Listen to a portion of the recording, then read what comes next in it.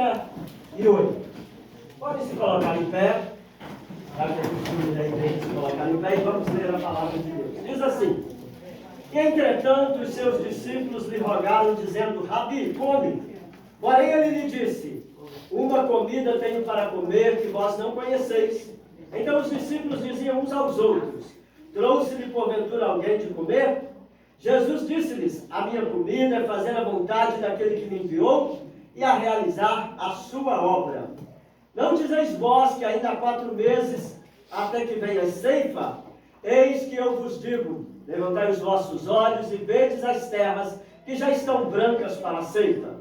E o que ceifa recebe galardão e ajunta fruto para a vida eterna, para que assim o que semeia como o que ceifa, ambos se regozijem. Porque nisso é verdadeiro ditado: um é o que semeia e outro é o que ceifa. Eu vos enviei a ceifar onde vós não trabalhastes, outros trabalharam e vós entrastes no seu trabalho. Podeis vos assentar. Amém. Queridos irmãos, estamos aqui para um momento de adoração e louvor ao nome de Jesus. Somos gratos porque fomos salvos em Cristo Jesus e continuamos a nossa caminhada. Felizes porque o número de cristãos que está aqui hoje é expressivo. Adoramos a Deus por aqueles que já conhecemos e aqueles que não conhecemos. E temos a plena certeza que viemos aqui porque fomos impulsionados pelo Espírito Santo a estarmos neste lugar e adorarmos a Deus na beleza da sua santidade. Daí estou muito feliz em te ver aqui. Deus te abençoe, tá bom? Muito bem, queridos irmãos, nós queremos trazer algumas notícias do campo missionário. Queremos dizer a vocês que a AME ela não pertence à igreja matriz. Ela é uma organização de toda a igreja do Ministério de Além Paraíba, Minas Gerais, mas também é uma organização que atua entre as várias igrejas evangélicas que desejam fazer um trabalho missionário conosco. Temos missionários no Camboja, na Índia, temos missionários em África, em Moçambique, temos missionários em Icatu, no Maranhão, temos missionário no Alto da Conceição, e agora estamos começando a fazer um projeto para atuarmos entre muçulmanos no Brasil. E o nosso projeto se chamará Filhos de Ismael. Pedimos aos irmãos que orem, porque o número de muçulmanos no Brasil ele é bastante expressivo, ultrapassa hoje aos 5 milhões de muçulmanos no Brasil, e é um povo bastante resistente ao Evangelho, mas nós já estamos conversando com um missionário que hoje mora no Brasil, mas esteve durante 8 anos no Egito, trabalhando com muçulmanos no Egito, e hoje trabalha com refugiados muçulmanos no Brasil. Isso está nos ajudando muito a podermos atuar. É um obreiro que nós conhecemos, é uma pessoa muito séria, faz um trabalho muito sério, e graças a Deus nós vamos fazer aí essa parceria com eles para continuarmos aí fazendo a obra de Deus. O Camboja precisa das nossas orações. Começou esta semana passada um evento de 21 dias lá, que é um evento em que eles homenageiam os seus mortos até a 7ª geração anterior a eles, e eles vão aos templos budistas todos os dias, durante 21 dias, levar oferendas para os seus mortos. E ali eles levam frutas, eles levam comida, eles levam uma série de coisas, porque eles acreditam que é um momento em que eles vão se reunir com seus antepassados e assim poderem estar um pouco com eles, devido à saudade, à dor e ao sofrimento da partida dos seus entes queridos. Como disse o apóstolo Paulo, são pessoas que não têm esperança, e por não terem esperança, criam situações para tentarem estarem entre os seus entes queridos que partiram. Mas Paulo disse para nós o seguinte: não vos entristeçais como os demais que não têm esperança, porque um dia nós vamos ver aqueles que partiram antes de nós, ressuscitados em corpo glorioso, e subiremos com eles ao encontro do Senhor Jesus, não é? O trabalho na África está crescendo, a obra está sendo ali exposta, a igreja está avançando, escolas seculares estão sendo colocadas de curso fundamental. No Camboja, 23 crianças foram resgatadas das ruas, das drogas, da prostituição, e de N situações de vulnerabilidade, porque você orou e você contribuiu. E nós estamos lá no Camboja. Nossos missionários estão num processo de adoção de uma criança, só que o custo da adoção dessa criança é R$50 mil, mas eles estão trabalhando para adotar essa criança, já que eles não têm filhos. A missionária foi para o campo e perdeu um bebê, ainda na gestação dela, e eles estão agora adotando uma criança. Orem por esta família. Em Icatu, no Maranhão, já temos pessoas para se batizarem. A escola de ensino fundamental também está ali, atuando entre crianças que estão sempre na rua, desocupadas, mas agora a igreja está atuando ali. E no Alto da Conceição, a igreja tem crescido, pessoas têm sido libertas de demônios, pessoas têm sido libertas do vício da bebida alcoólica, estão sendo transformadas, abandonando a feitiçaria, queimando seus deuses, abrindo mão das suas feitiçarias e se encontrando com o Senhor Jesus. Tudo isso porque a igreja tem se preocupado em orar e contribuir com a obra missionária. Você que ainda não contribui, nós queremos te convidar a contribuir. R$10 por mês você faz a obra de Deus conosco. R$10 para você pode ser pouco, mas no campo missionário faz uma diferença extraordinária. Faz o movimento missionário acontecer. E deixa eu dizer para você, nós temos pouco tempo aqui na terra, muito pouco tempo. A volta de Cristo se aproxima. Se tem alguém aqui que está desviado, afastado do Evangelho, ainda não é cristão, nessa noite se renda a Jesus, porque eu não posso te garantir que a igreja estará amanhã na terra, porque Jesus breve virá para buscar o seu povo. Os acontecimentos mundiais estão demonstrando esta grande realidade. Os cientistas descobriram algo muito interessante, sabia? Eles descobriram que tem uma cidade descendo do céu. Vocês sabiam disso? E a Bíblia lá no Apocalipse, ela diz o quê? E eu vi a Nova Jerusalém, que descia do céu da parte de Deus. Quem sabe Jerusalém já está vindo para estar sobre a Jerusalém terrestre para acolher o povo de Deus. Tem mais ou menos uns 15 dias, as principais religiões do mundo se reuniram para assinarem um acordo de paz. Isso é o início da organização da igreja única, da religião única, que vai dar suporte ao anticristo, que estará reinando no mundo dentro de pouco tempo. Os países estão se organizando para uma moeda única, e eles estão criando as moedas digitais. Os Estados Unidos da América já criaram o dólar digital. A Europa já criou o euro digital. O Brasil agora em 2023 estará criando o real digital. E o Banco Central já avisou, se ele perceber que alguns brasileiros seja uma ameaça para o governo, ele irá bloquear todos os bens que estão no banco daquele brasileiro. Isso nos leva a uma palavra do Apocalipse que diz: e ninguém irá comprar nem vender se não tiver o sinal da besta. Os tempos estão demonstrando que a vinda de Cristo se aproxima. E a perseguição religiosa? Uma demonstração da vinda de Cristo. Na Nicarágua, o governo da Nicarágua está expulsando padres, prendendo padres, expulsando freiras, prendendo freiras, tirando canais de televisão do ar e fazendo uma miséria naquele país, implantando o comunismo. O comunismo já foi implantado na Venezuela, já foi implantado na Argentina, já foi implantado em outros países aqui da América do Sul, e já se tem um projeto para se implantar o comunismo no Brasil. Nós queremos dizer para você que estamos próximos da vinda do Senhor. Lá no estado do Rio, ali no estado do Rio de Janeiro, foi aprovada uma lei, tem alguns adendos, mas foi aprovada uma lei que é proibido se evangelizar em locais de trabalho, em empresas públicas do governo. E caso alguém se sinta ofendido, pode denunciar o evangelista, e essa pessoa irá passar por um processo de treinamento, ou seja, uma lavagem cerebral para parar de evangelizar.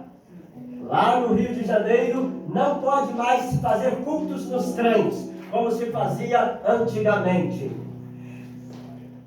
Teve por um fio os cultos ao ar livre serem criminalizados e os cristãos serem presos.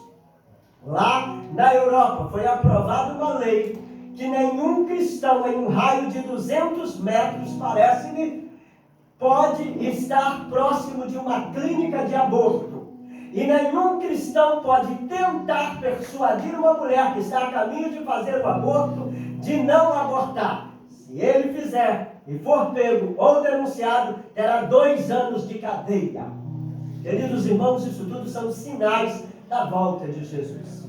Na verdade, nós ficamos preocupados com essas coisas, mas nos alegramos, porque a Bíblia Sagrada diz: quando virdes todas estas coisas começarem a acontecer, levantai a vossa cabeça, porque a vossa redenção se aproxima.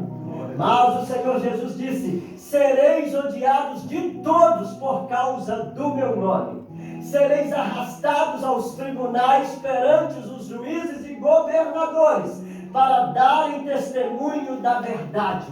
Neste momento não temeis o que haveis de falar, porque não falareis vós mesmos, mas o Espírito de Deus que está em vós, esse falará. Queridos irmãos, estamos nos aproximando da vinda de Cristo. É necessário que tomemos uma posição como igreja do Senhor. E quando falamos, por exemplo, do falso evangelho que tem engraçado no meio da igreja do Senhor, quais são as características do falso evangelho? É o que nós estudamos na escola bíblica dominical hoje. Cristo não é o centro da pregação. Prega-se sobre tudo, menos sobre Cristo. Mas se tirar Cristo da pregação, tira-se a salvação do perdido. Porque a salvação só existe única e exclusivamente no Senhor Jesus.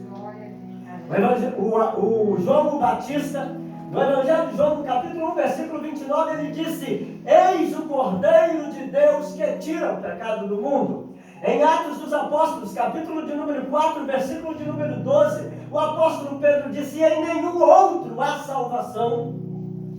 O próprio Senhor Jesus disse no Evangelho de João, capítulo 14, versículo 6: eu sou o caminho e a verdade e a vida, e ninguém vem ao Pai a não ser por mim. Nós temos diante de nós um evangelho surgido em muitos arraiais cristãos que são verdadeiros evangelhos do entretenimento. Um evangelho em que busca trazer para as pessoas o que elas gostam de ouvir. Mas o evangelho, ele é confronto. Confronto com os seus erros, com os seus pecados, com a sua vida leviana, com a minha vida leviana, para que nós possamos mudar de vida. O evangelho verdadeiro tem a palavra de Deus como única regra de fé e prática do cristão. O cristão que não segue os ensinamentos da palavra de Deus está afastado do evangelho e está a caminho da perdição, porque só a palavra de Deus nos revela a vontade de Deus, nos revela Deus para a nossa vida. E uma igreja que tem Cristo ou que tem o evangelho verdadeiro, ela é uma igreja que busca trazer a ação do Espírito Santo para o seu meio. Ela busca batismo com o Espírito Santo, ela busca dons espirituais, ela busca se encher da graça de Deus, porque ela sabe que só com o poder do céu ela vencerá os dias difíceis e trabalhosos que o apóstolo Paulo disse que nós estaremos vivendo. Eu estava vendo outro dia um vídeo e eu fiquei apavorado. Numa igreja cristã nos Estados Unidos da América, na hora do culto começar, abriu-se o corredor principal da igreja e uma drag queen entrou pela igreja dentro, sendo aplaudida pelos cristãos que estavam no culto. Nós vivemos um tempo tenebroso, um tempo difícil, um tempo trabalhoso, um tempo em que o falso evangelho está se misturando no arraial dos crentes. E a palavra de Deus nos diz: olha, cuidado. Virão muitos falsos cristos e muitos falsos operadores de milagres, que farão tão grandes sinais e maravilhas, farão fogo cair do céu. Se possível fora, enganariam até os escolhidos. É necessário que nos apresentemos diante de Deus e assumamos a nossa responsabilidade como cristãos e busquemos mudar de vida. Porque, querido irmão que está aqui nessa noite, não é a Bíblia que tem que se encaixar no que você pensa, é você que tem que se enquadrar no que a Bíblia ensina. porque ela é a palavra de Deus. A Bíblia não contém a palavra de Deus, a Bíblia é a palavra de Deus. Desde o Gênesis até o último versículo do Apocalipse, ela é a palavra de Deus. E é ela quem te direciona ao caminho dos céus. Dizem as Escrituras Sagradas no Salmo 119, versículo de número 105. Lâmpada para os meus pés é a tua palavra e luz para o meu caminho. João 17, Jesus disse: Pai, santifica-os na verdade, a tua palavra é a verdade. Lucas capítulo 4 e Mateus capítulo 4, quando Jesus estava no deserto, sendo tentado pelo diabo durante 40 dias e 40 noites, as últimas tentações de Cristo são registradas aqui. E Jesus venceu Satanás pelo poder da palavra de Deus.